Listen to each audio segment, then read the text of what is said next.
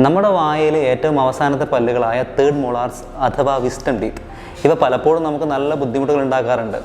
നമ്മുടെ മോണയിൽ നിന്ന് ഇത് ശരിയായ ദിശയിൽ മുളച്ചു വരാതിരിക്കുമ്പോഴുണ്ടാകുന്ന ഇമ്പാക്ഷൻ എന്ന അവസ്ഥയെക്കുറിച്ചും ഇത് പരിഹരിക്കാൻ ആവശ്യമായ സർജിക്കൽ എക്സ്ട്രാക്ഷൻ രീതികളെക്കുറിച്ചും നമുക്കൊന്ന് വിശദമായിട്ട് നോക്കാം.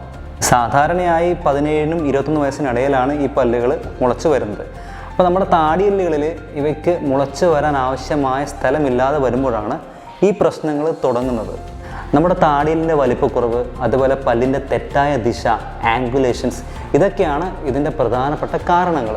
ഇനി എങ്ങനെയാണ് ഈ വിസ്റ്റം ടീത്ത് സർജറി ചെയ്യുക എന്ന് ചോദിച്ചു കഴിഞ്ഞാൽ, നമ്മൾ ആദ്യമായി ലോക്കൽ അനസ്തീഷ്യ നൽകി ഈ പല്ലിന് മുകളിലായി കാണപ്പെടുന്ന മോണയെ നമ്മൾ അവിടുന്ന് കീറി മാറ്റി കളയുന്നു.